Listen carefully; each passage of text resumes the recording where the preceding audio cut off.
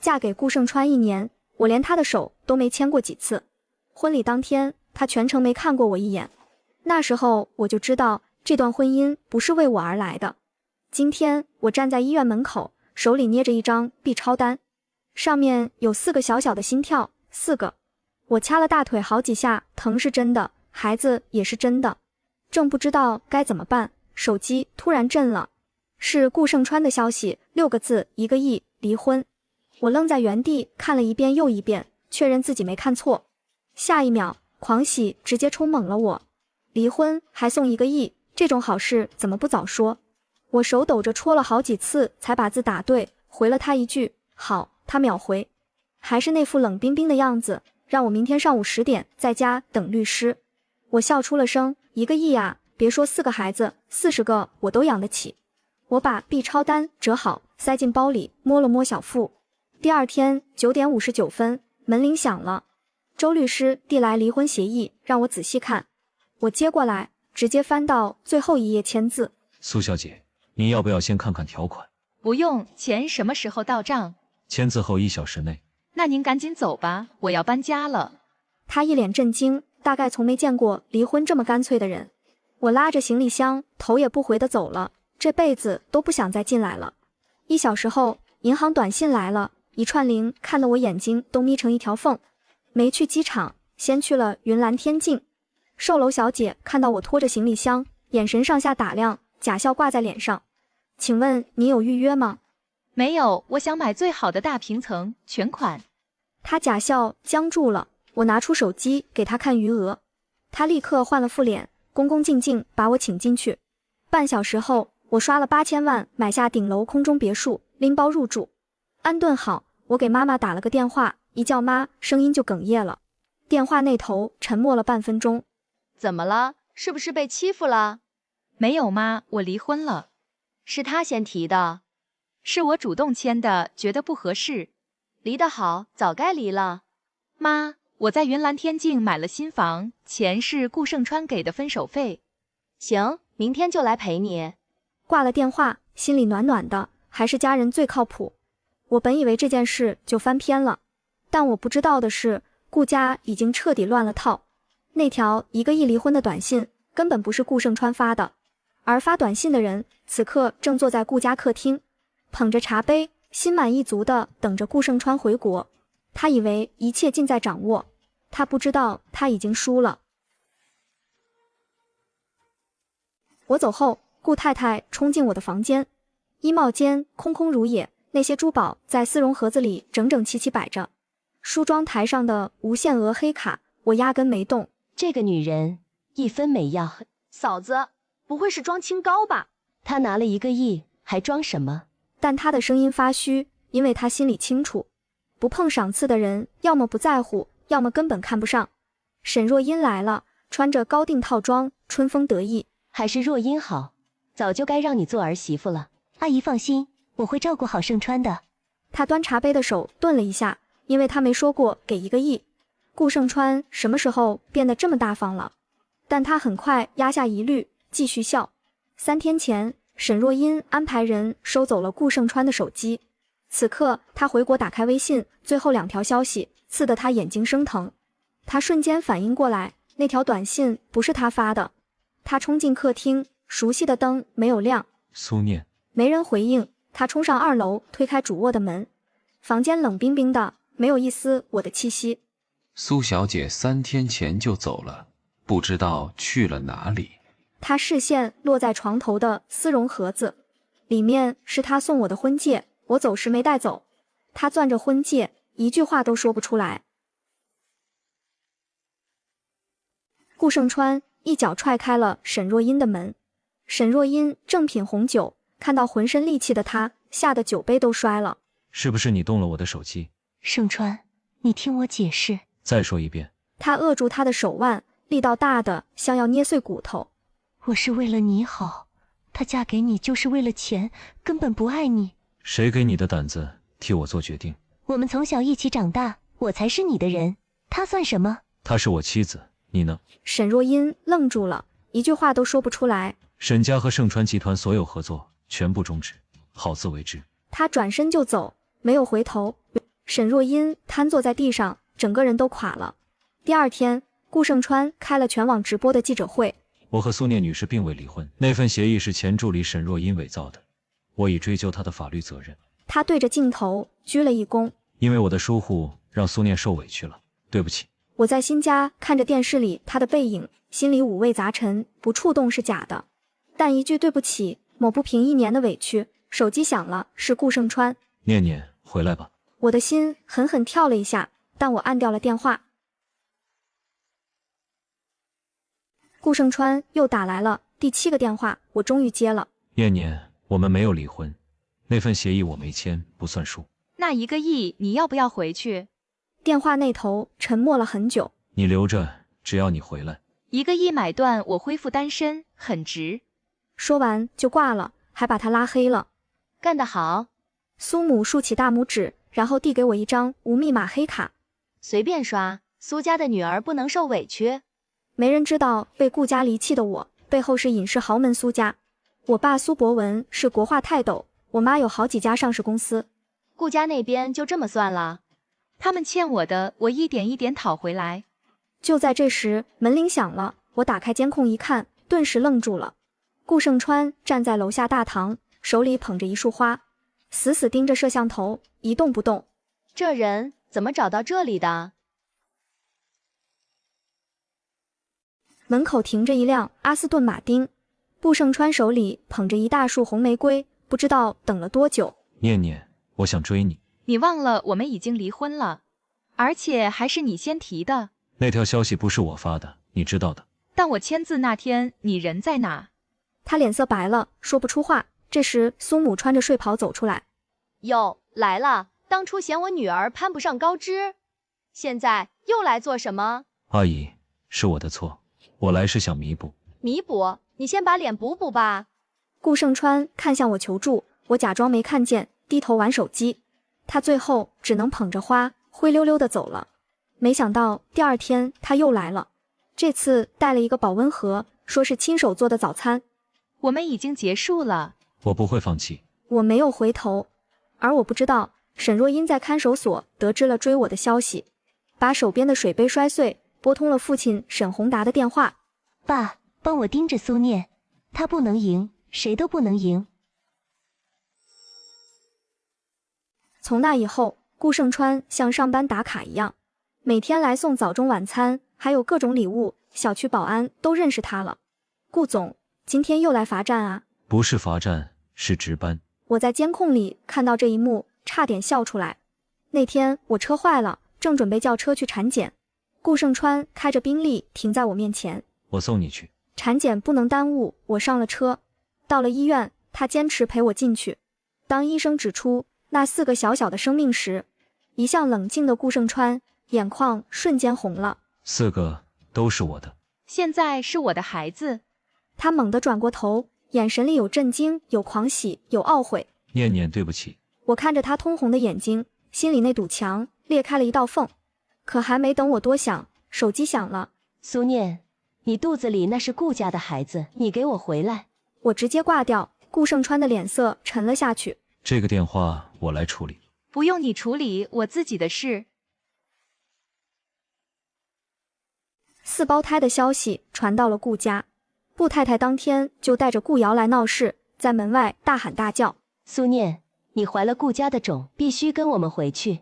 当初谁把我女儿当上不得台面的东西？现在知道是顾家的种了，晚了。孩子是顾家长孙，必须认祖归宗。嫂子，别不识好歹了，回来对你没坏处。好歹？你们顾家有什么好歹？就在双方吵到不可开交时，一个沉稳的声音从身后传来。我爸穿着唐装，背着手走出来，身后跟着4个保镖，气场全开。顾太太认出了他，腿一软。苏博文，我苏博文的女儿和外孙，轮不到顾家指手画脚。苏先生，我们是来接孙子的。孩子跟我姓苏，和顾家没关系。再不走，别怪我让盛川集团从这个城市消失。顾太太吓得被顾瑶扶着，狼狈逃走。我在门里看着这一幕，鼻子发酸。可我不知道的是，就在顾太太离开的路上，沈若英从看守所打来了电话。阿姨，苏念背后是苏家，靠硬来赢不了的。那你说怎么办？等我出去。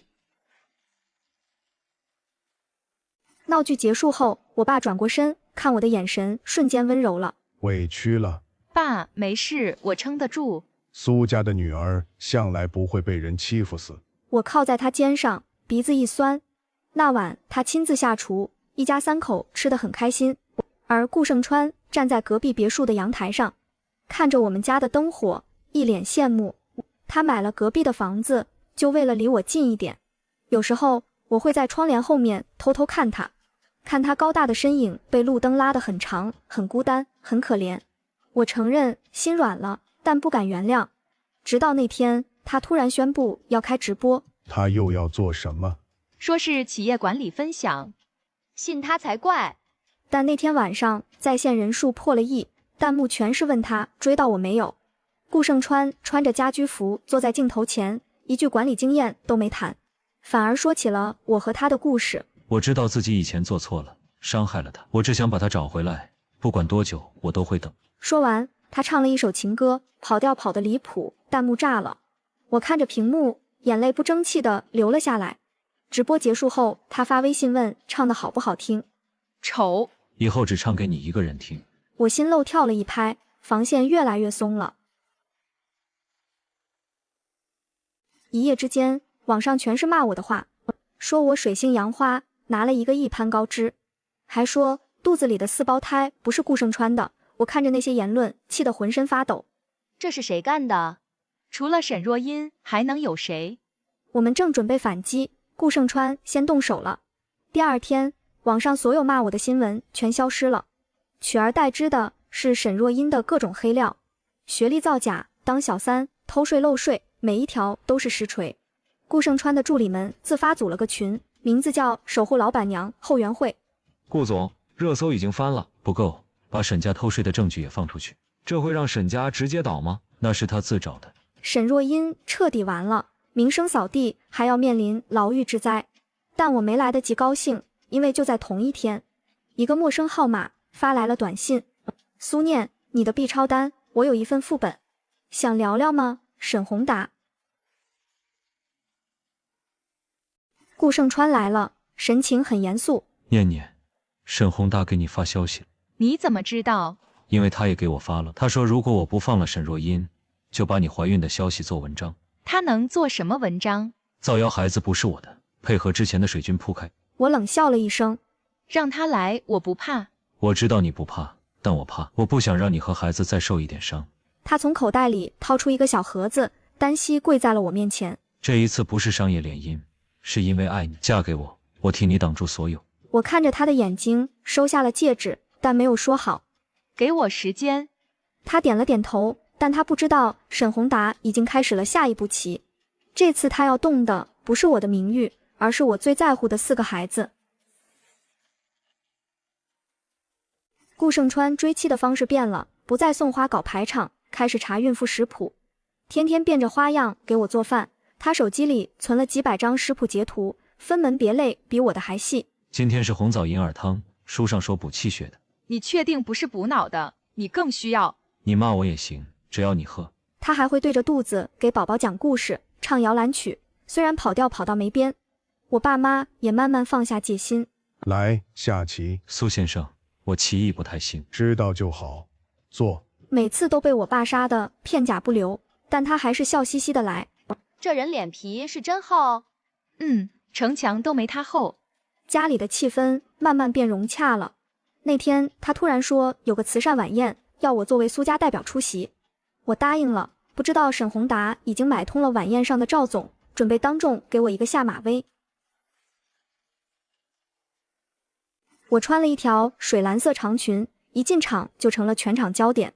突然，一个不和谐的声音传来：哟，苏小姐，双喜临门啊，攀上顾家高枝，还怀了金疙瘩，真是好福气。话里话外都是嘲讽。赵总，你对女人怀孕这么感兴趣，是不是自己家里没人怀？周围一片哄笑，赵总脸涨得通红。你一只大手突然揽住了我的腰。赵总，饭可以乱吃，话不能乱讲，道歉。顾总，我开玩笑的。我数3个数。赵总腿软了，赶紧鞠躬道歉。顾胜川揽着我走到安静的角落。吓到了？没有，不过你来得挺及时的。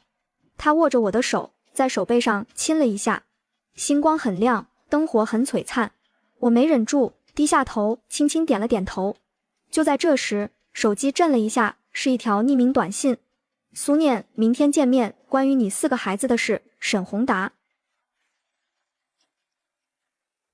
那天晚上，我答应了顾胜川。念念，你说的是真的？假的我也说了，你当真就行。他愣了一下，然后紧紧抱住我，在我耳边一遍遍说谢谢。那个戒指终于戴上了。我没告诉顾胜川，自己去见了沈宏达。他坐在角落，西装笔挺，面前一杯美式，表情像在谈生意。苏小姐，坐。有话直说，我时间有限。我女儿在看守所，你帮她出来，我保证不再动你。沈先生，你女儿伪造短信，破坏我的婚姻，我凭什么帮她？因为你不帮，我就让全网相信，你肚子里的4胞胎不是顾胜川的。我端起咖啡喝了一口，放下。沈宏达，你确定要跟苏家对着干？苏家，你爸一个画画的，你妈几家上市公司是不错，但你以为商场上只讲家事？那就试试。我站起来，头也不回地走了。出门那一刻，我的手在发抖，但我知道退一步就是深渊。预产期到了，那晚下着大雪，我突然发动了。别怕，我在。他抱着我冲下楼，差点同手同脚。到了医院，我被推进产房，他被拦在了门外。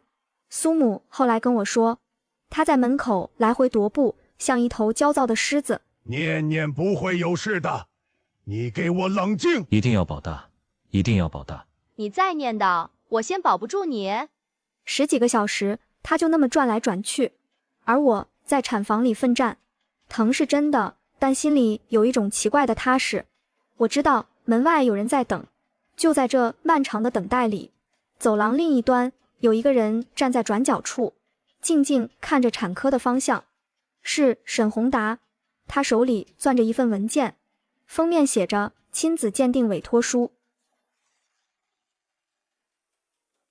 4个宝宝，2男2女，平安降生。护士把他们抱出来的时候，顾胜川第一个冲上去，看着4个皱巴巴的小家伙，眼泪一下子就流下来了。哭什么哭？没出息。他把一个宝宝塞到他怀里，他抱着，身体僵硬的像块石头。我怕碰坏。你手别抖，孩子又不是瓷器。我被推出产房，他立刻放下宝宝冲过来。辛苦了。你在门口转了10几个小时，你也挺辛苦的。他笑了，笑得像个孩子。就在同一天，沈宏达拿到了一份伪造的匿名举报信，寄到了盛川集团董事会每个成员手里。信上写着，顾盛川之妻苏念所怀4胞胎，疑非顾家血脉，附相关线索。4宝出生后，家里彻底乱了套，但热闹的让人喜欢。顾盛川变成了手忙脚乱的奶爸，换尿布、换反面、喂奶、撒一身，哄睡，唱的摇篮曲能把宝宝哭醒。你别唱了，求你了。我在练。练了1个月了，更难听了。满月那天，他包下了整个星耀主题乐园，烟花在城堡上空绽放的时候，他又单膝跪在了我面前。这次没拿钻戒，拿出了一本户口本，配偶栏空着。念念，上次求婚太仓促了，这一次你愿意在上面签你的名字吗？我看着他，看着怀里4个小天使，看着天空中绚烂的烟花，接过户口本，郑重写下了自己的名字。余生请多指教。指教不敢当，多包涵吧。以为故事到这里就圆满了，但就在这天夜里，盛川集团副董事长接到了沈宏达的电话。那封信你看了吧？明天的董事会你应该知道怎么做。顾盛川收到紧急通知，董事会临时会议，议题是质疑他的私生活。他走进会议室，12双眼睛盯着他。顾总，这封匿名信董事会每个人都收到了。关于苏念女士的4胞胎，您有没有什么要跟大家说的？说什么？那是我的孩子。但信上说有人愿意提供线索，证明孩子另有其父。谁写的这封信？你们心里没数？沈宏达为了捞他女儿，什么手段都使得出来。那请您做一个亲子鉴定，堵住所有人的嘴。会议室安静了3秒。亲子鉴定，我顾胜川的妻子和孩子不需要向任何人自证清白。谁再提这件事，就是在质疑我的判断力。质疑我判断力的人，不适合坐在这张桌子上。会议室彻底安静了。副董事长低下了头。顾胜川站起来，目光扫过每一个人，然后走了出去。但我不知道，沈宏达真正的杀招还在后面。匿名信只是障眼法，他真正要做的是趁顾胜川忙于应付董事会的时候，对我动手。顾胜川回来，表情很沉。念念，沈宏达给董事会写了匿名信。我知道了，说4胞胎不是你的。我在会上挡回去了，但他不会就此收手。那就让他来。我苏念从来不是等死的人。我知道，但这次让我站在你前面。前面后面无所谓，别挡我的路就行。他笑了，第一次在谈沈宏达时笑。好，不挡你的路。那天夜里我没睡着，不是因为害怕，是在想要不要用苏家的关系反击。想了一宿，决定自己来。我打开电脑，开始整理沈宏达这些天对我做的每一件事。参赛资格被取消，供应商被施压，匿名信、网络水军，一件一件全部记录下来。证据链从今天开始搭。而沈宏达不知道的是，他的秘书已经被顾胜川策反了。我没有告诉顾胜川，自己做了一个决定，新建了一个直播账号。苏老板，你要直播？从今天开始。可是您刚生完孩子，要是被人抓住，说什么？正因为风口浪尖，才要现在做。沈宏打断我的线下路，我就绕开他，直接走线上。手机架好，深吸一口气，打开了直播。从选色到比例到线条走向，我一步步讲清楚在想什么。刚开始几十个人看，后来越来越多，在线人数超过50万，结束的时候涨了120万粉丝。苏老板，订单后台崩了。告诉沈宏达，路我自己走出来了。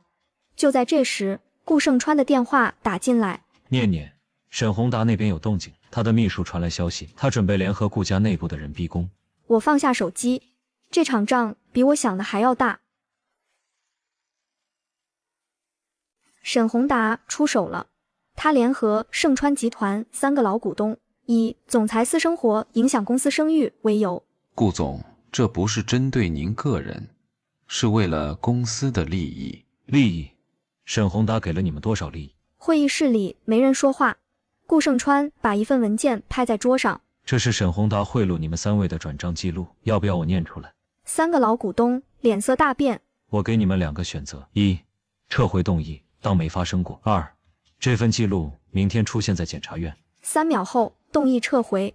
顾胜川站起来，看着副董事长。下次想搞事，先看看自己屁股干不干净。他转身走出会议室，给我打了个电话。解决了，他的内应全断。顾胜川，我发现你有时候还挺有用的。有时候别得寸进尺。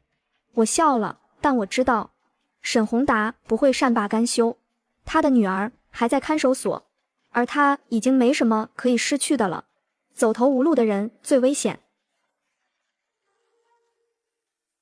视角切换，我是沈若英，我才是顾胜川的白月光。从小一起长大，所有人都以为我们会结婚。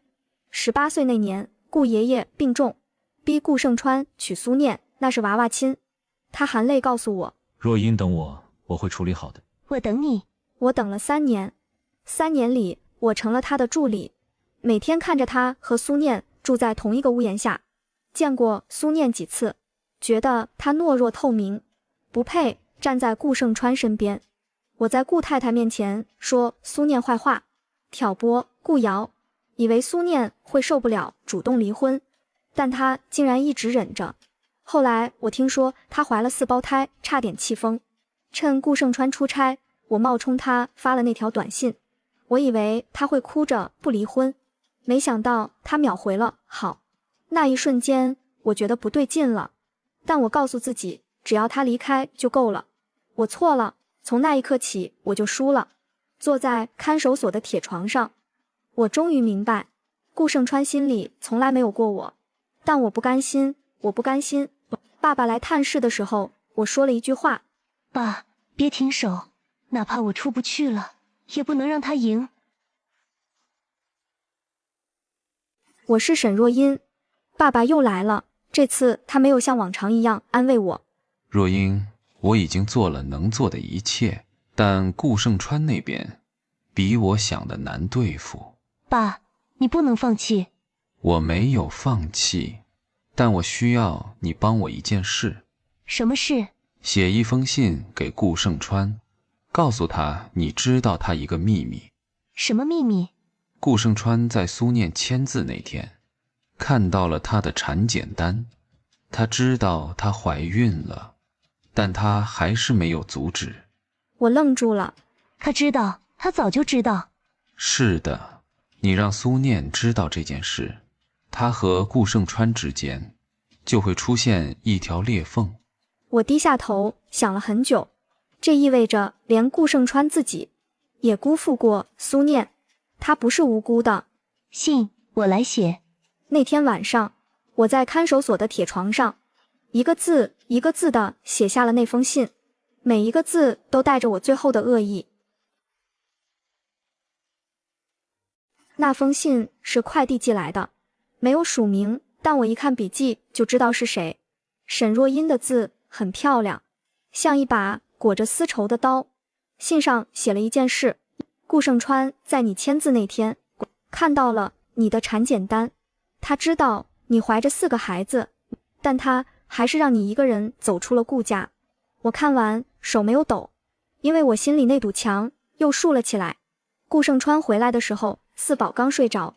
顾盛川，我问你一件事，你只能回答是或不是。你说，我签字那天，你是不是已经知道我怀孕了？他整个人僵住了。是还是不是？是。一个字像一把锤子砸在我心上。你知道我怀着4个孩子，还让我一个人走。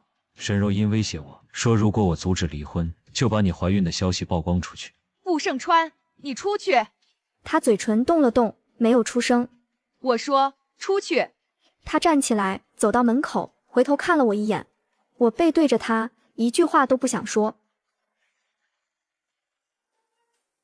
我带着宝宝们搬进了苏家老宅，住着多久都行。就这2个字是那段时间最安心的话。顾盛川每天在老宅门口等着，不敢敲门。我从窗帘后面看到过他，站在寒风里，手里提着给宝宝们的奶粉。他发消息，我在门口，我看了没有回。5天后，苏博文把我叫到院子里。念念，你心里怎么想的？爸，他知道我怀孕，还让我走。那你恨他吗？不恨，但过不去那道坎。过不去就慢慢过，但别把自己也困在坎那边。我沉默了很久。爸，如果是你呢？如果是我，我会看他接下来做什么，而不是只盯着他做过什么。那天夜里，我把4宝都哄睡了，一个人坐在院子里想了很久。而我不知道的是，沈宏达见裂缝计划奏效，准备加码。他让沈若英在看守所写了第2封信，这次不是寄给我，而是寄给苏博文。那封信寄到苏家老宅的时候，我爸先拆开看了，信上说的是另一件事。顾盛川在婚前曾答应沈若英，婚后3年会离婚娶她。我爸看完，表情很平静，把信放到桌上，叫我来。你看看这个。我看完，沉默了很久。这是真的吗？真假不重要，重要的是你信不信。我不知道。那就去问他，与其猜，不如听他亲口说。我拿着那封信去了顾盛川的住处，他看到我出现在门口，愣了整整3秒，然后眼眶瞬间红了。别急着感动，我来问你一件事，我把信拍在桌上。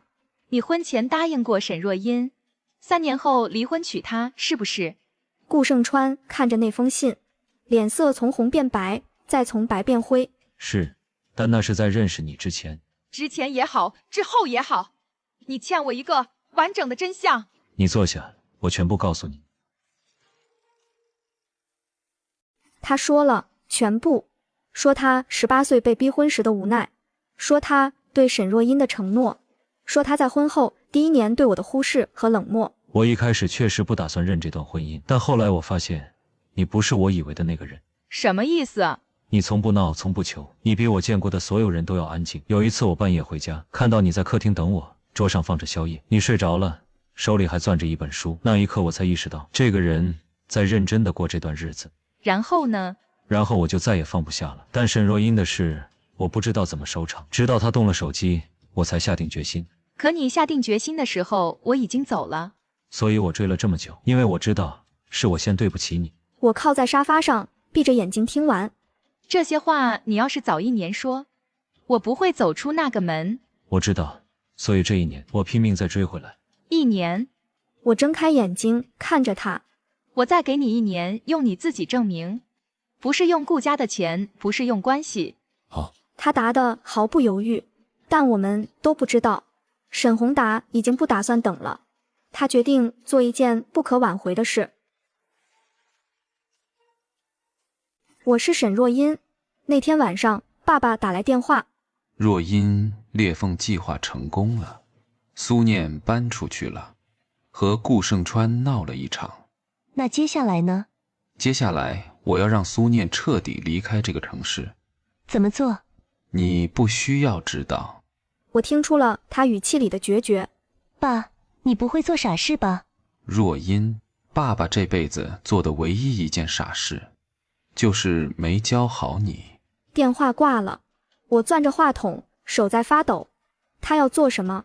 我想阻止，但我被困在这里，什么都做不了。那天夜里我睡不着，一直盯着天花板，心里有一种从未有过的恐惧，不是怕自己的结局，是怕爸爸走上一条回不来的路，而他已经走上了。那天是4宝的百日体检，顾盛川先去停车，我一个人推着婴儿车下电梯。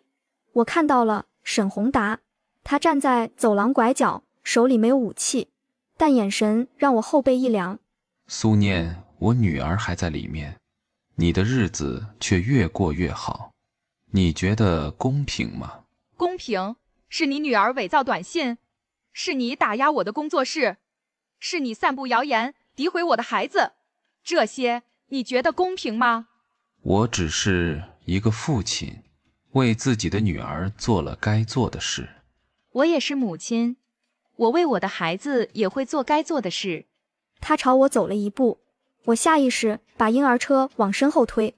就在那一秒，保镖冲了过来，顾盛川也从停车场飞奔而来，一把把我拉到身后。沈宏达，你碰他1根头发，我让你这辈子见不到你女儿。沈宏达看着顾盛川的眼神，停住了脚步。警察随即赶到，将他带走。顾盛川抱着我，手都在抖。你没事吧？孩子们没事吧？没事，都没事。我靠在他怀里，第一次觉得有人挡在面前的感觉真好。沈宏达被拘留了，跟踪骚扰、恐吓威胁，罪名不轻。顾盛川一口气递了3份材料，商业侵权、名誉损害、恐吓威胁，每一份都实锤到不能再实锤。这些材料从他第一次动你工作室，我就开始收集了。你什么时候查的？你说这是你自己的事，我没插手你的账，但我一直在你看不见的地方做我该做的事。我看着他，说不出话来。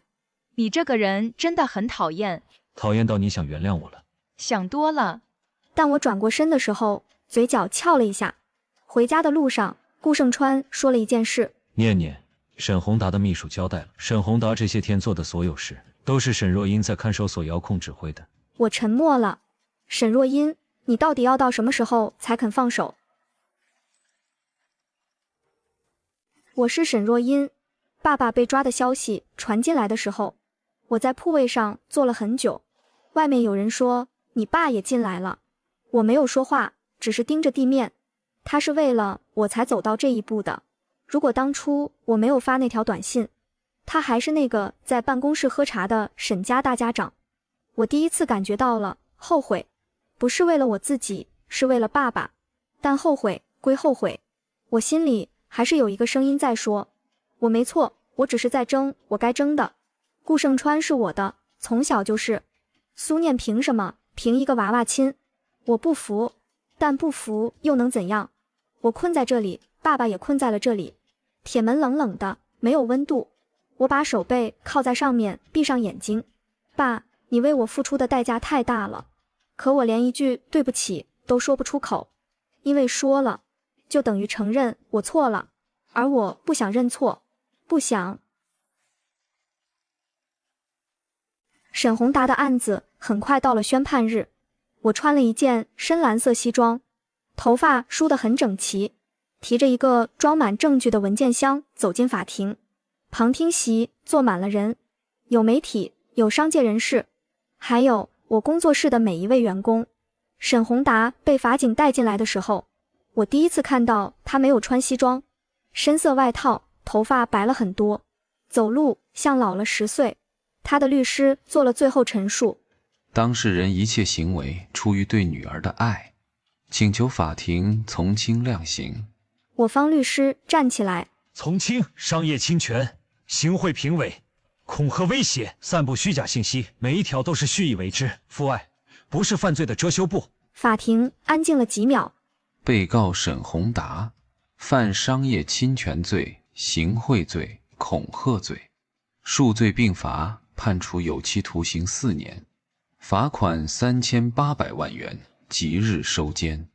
宣判落地的那一刻，旁听席有人低声议论。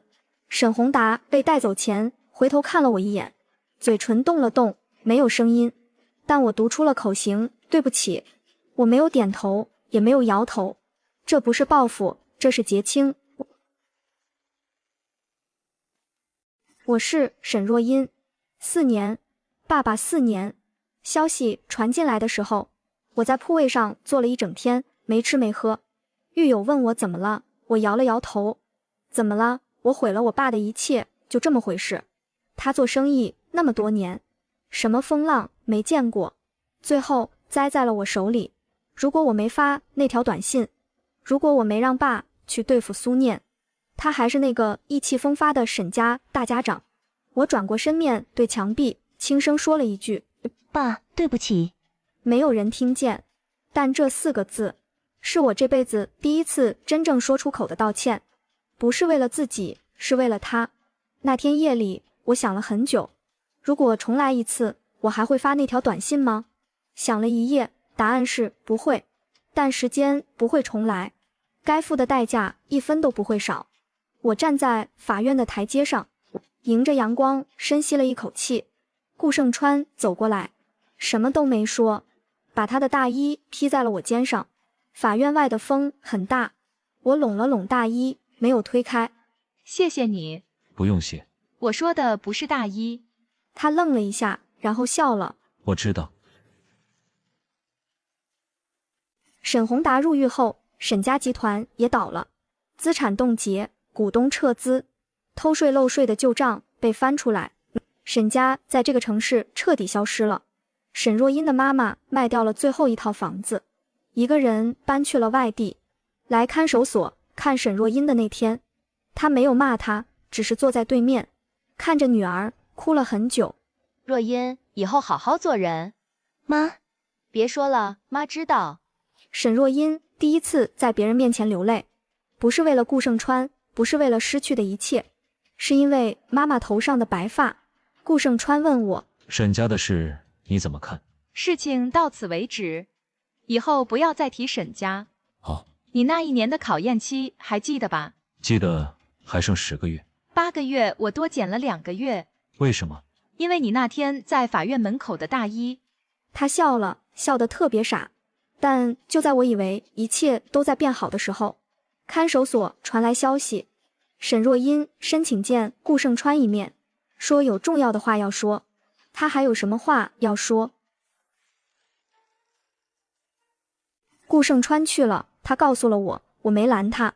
他需要亲手把这段画上句号。沈若英坐在玻璃另一边，头发剪短了，脸上没有了那种精致的假笑。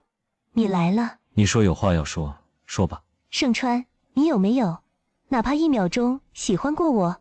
顾盛川沉默了很久。有，在18岁之前。 18岁之后呢18岁之后，你变成了一个我不认识的人。是你先变的，你答应等我的。我等了，但我也在那段时间里遇到了他。若音，有些事不是谁对谁错，是时间走到了不同的方向。那你为什么不早告诉我？我的懦弱害了你，也害了念念，这是我最大的错。沈若英低下头，沉默了很久。盛川，我恨你。我知道，但我也知道，恨你没有用了。他抬起头，眼里有泪，但没有流下来。替我跟苏念说一句，对不起，真的。顾盛川站起来，最后看了他一眼，好好过。他转身走了。玻璃那边，沈若英终于哭了出来，哭得很安静，像是终于放下了什么。时间过得很快，4宝上幼儿园了。今天是第一次家长会，我带着4个小人儿走进大厅，他们一进门就往同学堆里钻。妈妈，我们先去找朋友。别跑太快。旁边一个妈妈走过来，有点紧张。你是苏念吗？设计师苏念。是的，我女儿立志要学设计，你是她的偶像。她说长大了也要像你一样，一边照顾家，一边做自己喜欢的事。我愣了一下，然后眼泪就流下来了。不是因为委屈，是因为有个小女孩看着我的样子，觉得自己也可以。这一刻比赢了沈宏达还让我高兴。顾盛川来接我们的时候，4宝围着他叫爸爸，拉着他的手不放。爸爸，今天老师表扬我了。表扬什么了？表扬我吃饭不挑食。那是应该的。爸爸，你小时候挑不挑食？不挑。假话，你上周还把胡萝卜偷偷扔了。4宝一起笑了，顾盛川的脸红了。回家的路上，他突然认真地说：念念，考验期还剩3个月。知道了，别催。沈若英出狱的那天，7月，很热。监狱大门从里面推开的时候，他站在门口，迎着阳光眯起眼睛。外面没有人来接，爸爸还在里面，还有2年。他一个人拎着一个装了几件换洗衣服的旧袋子，对面是一个小报摊，最显眼的位置摆着一本时尚杂志，封面是一家6口的照片，苏念坐在中间，4个孩子围在两边。标题写着设计师苏念生活是最好的作品。他站在那里看了很久。他走进一家早餐店，点了一碗馄饨，坐在靠窗的位置，吃了一口烫嘴，但没放下筷子。旁边桌上有人在聊天。你听说了吗？苏念品牌要开发布会了，他可真厉害，4个孩子还能搞事业。沈若英低下头继续吃馄饨，吃完擦了擦嘴，站起来。不知道要去哪里，但总要先走起来，才能知道路在哪里。顾盛川回来告诉我，沈若英出狱了。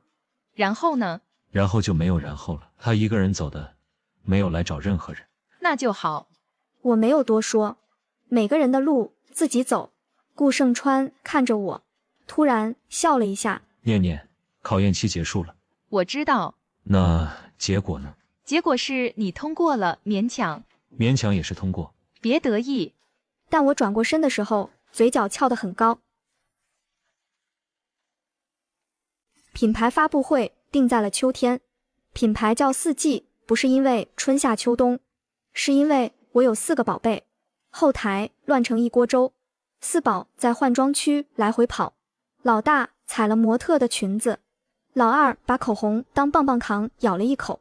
你干嘛？妈妈，这个糖好难吃。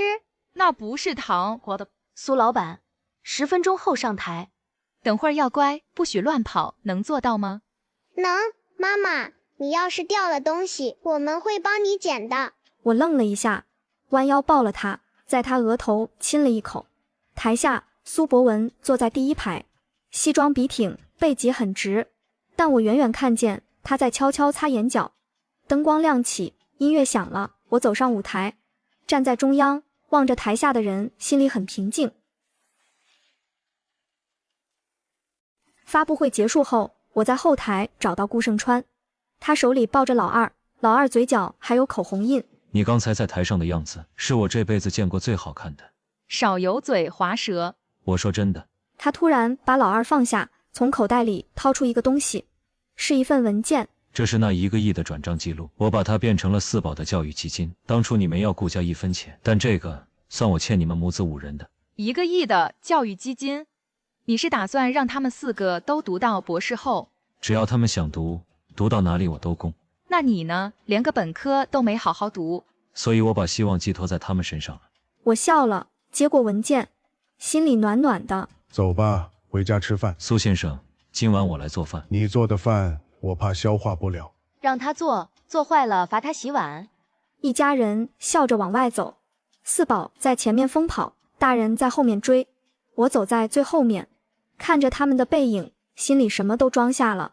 从离婚那天的1个人，到现在的一家6口，这条路走了很久，但每一步都值了。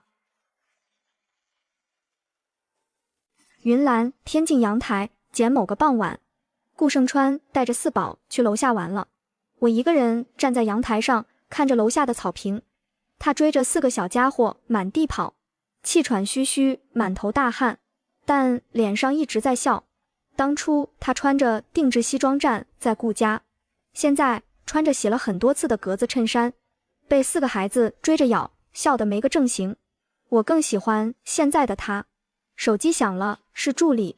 苏老板，4季品牌首月销售数据出来了，全网第1。知道了。挂了电话，我从窗台上拿起一杯温水，喝了一口。曾经走过的那些弯路，受过的那些委屈，如今回头看，全都变成了铺路的石头。楼下小4宝摔了一跤，顾胜川飞奔过去抱起来，哄了半天才不哭。老大在旁边说：爸爸，你小时候摔了也这么哭吗？爸爸小时候比弟弟勇敢。妈妈说你小时候怕打雷。顾胜川抬头看向阳台，我对他挥了挥手，他无奈地笑了。就是这样的日子，平淡却很满足。我翻出了那张 B 超单，已经泛黄了，边角有点卷，但4个小小的影像还是清清楚楚。那时候他们只有花生那么大，现在是会跑、会跳、会管我要糖吃的小人儿。我想起那天仁和医院门口，然后手机震了，1个亿离婚。我雀跃地答应了，以为那是终点，没想到那是起点。我拿出相册，把 B 超单轻轻加进去。4宝从客厅冲进来，争着要看。妈妈，这是什么？这是你们小时候的照片，那时候你们只有这么大。这么小，那我们怎么吃饭？那时候你们住在妈妈肚子里，不用吃饭。那住在肚子里舒服吗？你们觉得呢？不知道。我被他们逗笑了。顾胜川走进来，看到我拿着相册，坐在我身边，翻到那张 B 超单，沉默了一会儿。当初那1个亿值吗？不值。他愣了一下，因为我得到的比那多得多。他笑了，把我揽进怀里，很紧很用力。余生我们6个人一起过。你以为你还有别的选择？4宝在旁边叽叽喳喳抢相册，屋子里闹成一团。阳光从落地窗洒进来，落在每一个人身上，暖暖的，刚刚好。